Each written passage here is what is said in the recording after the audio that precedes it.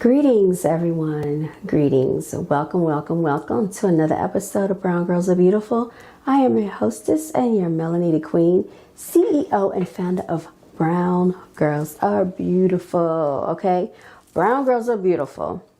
And today we're going to be touching on a little bit of what they like to classify as quote unquote Black history. Okay. Since this is supposedly defined as Black History Month, I don't even like that terminology. Like I was telling the students, we make history every day. Our history extends beyond February, beyond just this 1 month, which they like to confine our history to a little stand as you walk by the library, or a stand as you walk into the stores, or t-shirts that they like to capitalize off of and market off of our oppression, okay? Let's get into some real truth around here. So, as you all know, they like to shove down our throats like they do every year. Rosa Parks, MLK Jr., Martin Luther King Jr. I had a dream speech. I am so over it. I'm tired of it, y'all. We've been indoctrinated by this facade for so long. So I want to get into the truth and the facts behind some of these antics that they display in front of us while making a mockery out of us like they always do. Hence, I am going to be playing my massacre of the indigenous people, which we like to celebrate and practice. It's called Thanksgiving, okay? Now, we all know that we are the true Native Americans, the true indigenous people of this land. We're not blacks, okay? This is a terminology that was come about from the Caucasoid, the colonizer, the oppressor, the tyrants, the savages, if you will. And this is yet while we're still under the oppression that we're under today. And then later on, we will be getting into the topic of the migrants, the quote-unquote asylum seekers, or the AKA invaders and intruders of this land. Much like what took place back in the 1600s when the land was stolen from us, okay? Now we're being pushed out of our neighborhoods, but I digress, so let's get into it. We all have heard the whole narrative about sitting in the back of the bus. Rosa Parks did not give up her seat. She was arrested. She refused to get up for a white person, right? But before she did that, there was someone that superseded her, that preceded her, okay? This person's name was Claudette Colvin, you all. And some of you may have heard of her. I'm going to actually show you a picture of her. This is the 15-year-old girl that no one talks about, okay? This is this little innocent beauty right here. She's really cute.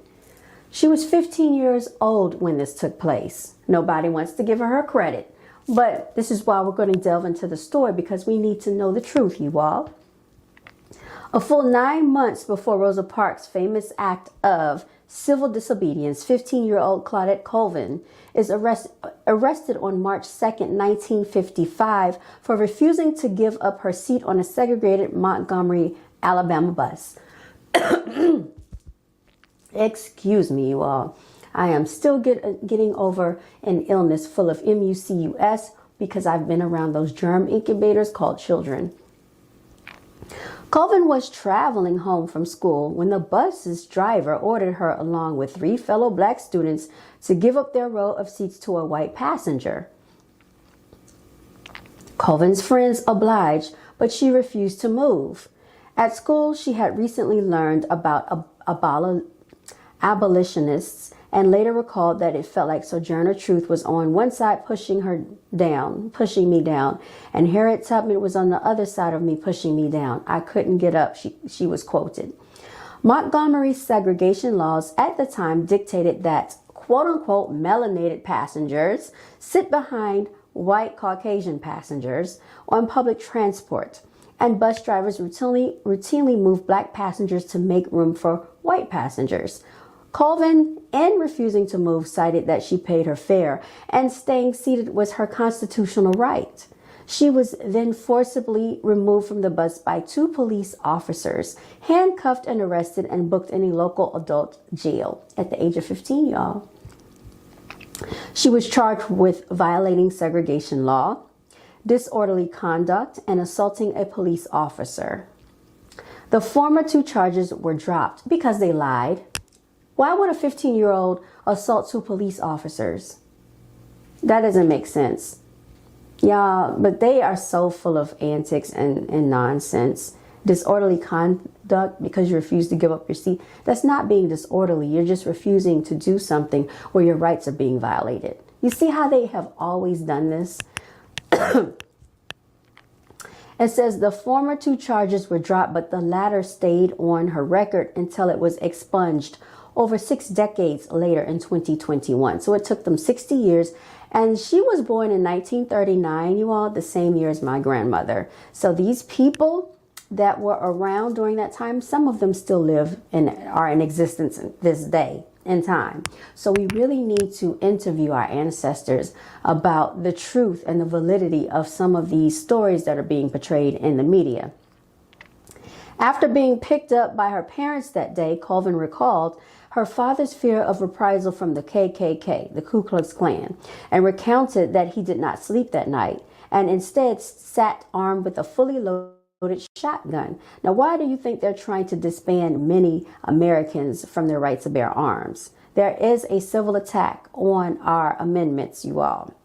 Colvin's arrest was not the first instance of a black, quote unquote, melanated person in the South refusing to give up their seats on a bus to a white passenger, but it did come at a pivotal moment for the civil rights movement. Fred D. Gray, a prominent Montgomery lawyer and activist, took Colvin on as a client. His first civil rights case with the aim of filing a federal suit to desegregate Alabama's bus system. Local civil rights leaders, however, decided not to proceed, in part due to Colvin's age, because she was a minor, but also because by her own assessment, she was too dark-skinned, okay, and soon became pregnant at age 16. So this is the real reason why we don't hear about Claudette Colvin. They did not like her melanin in her skin, the pigment and the tone in her skin. So they went with the narrative of Rosa Parks, someone who was more fair-skinned than her, someone who was not pregnant at the age of 15 or 16 years old, because they thought it was a better look for the public. All right, so this is what really took place. These factors, some feared, would hurt her chances of winning the case, unlike the known community figure who soon followed in her footsteps, Rosa Parks. Rosa Parks was not the first person to do this, okay? 9 months earlier, this 15-year-old had the courage to not give up her seat, but because she was pregnant and because she had a darker complected hue and tone in her skin, they did not want the narrative portrayed to the public. And so her story was suppressed, you all. That cute little 15-year-old girl. On December 1st, 1955, Parks was a 42-year-old seamstress and an NAACP secretary. Be careful with the NAACP. It's not all what you think it's cracked up to be.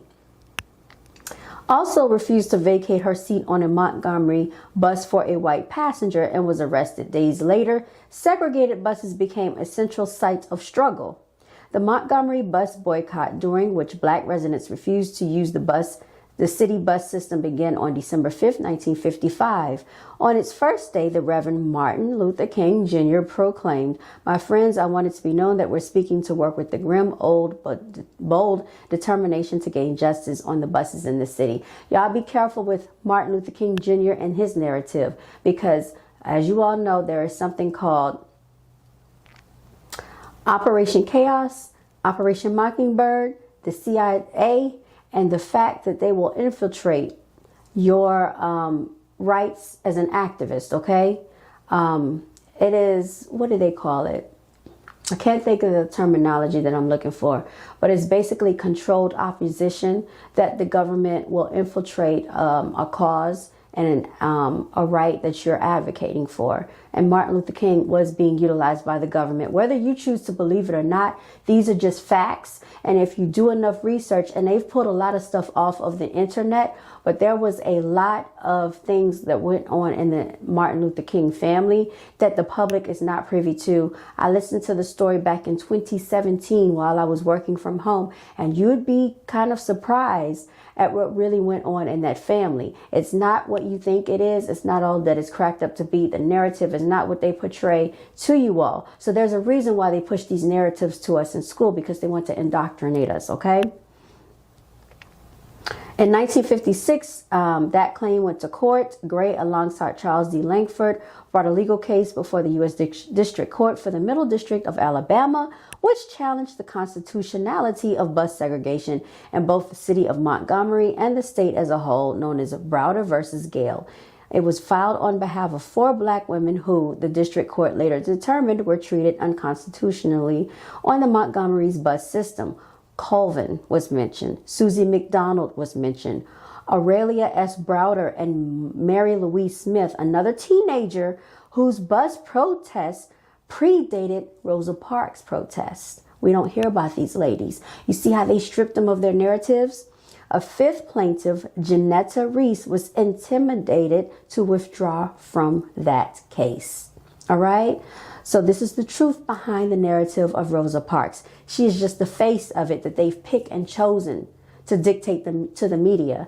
But there were people that preceded her, and there were people that stood up before she did, and they were decades younger than her. So I applaud their bravery and the fact that they stood up for what they believed in.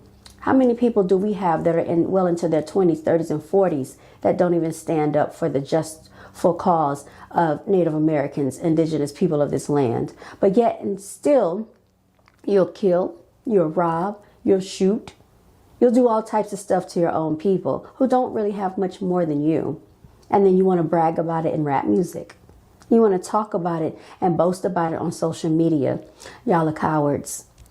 Browder versus Gale ultimately reached the U.S. Supreme Court, which upheld the earlier ruling that bus segregation was in violation of the 14th Amendment. Attempts at appeal were rejected, and the Montgomery bus boycott, considered the first large-scale U.S. demonstration against segregation, came to a close on December 20th, 1956, 381 days after it began, and 1 year, 9 months, and 18 days after Colvin's arrest. Shout out to Claudette Colvin. And just a reminder, this is the face of that young lady with all her bravery as a 15-year-old many, many years ago, about 60 years ago, 50 some years ago, that refused to give up her seat on the bus. Claudette Colvin, I'm showing her face because they have force-fed us the Rosa Parks story. They have force-fed us the face of Rosa Parks. Shout out to Claudette Colvin and the rest of these women. You all, this has been an episode of Brown Girls Are Beautiful. Thanks so much for listening. Thanks so much for watching. And as always, continue to walk in your divinity. Signing out. Until next time, you all stay blessed. Oh, and please like, share, and subscribe. Thank you so much. And shout out to all my new subscribers. All right, y'all. Signing out.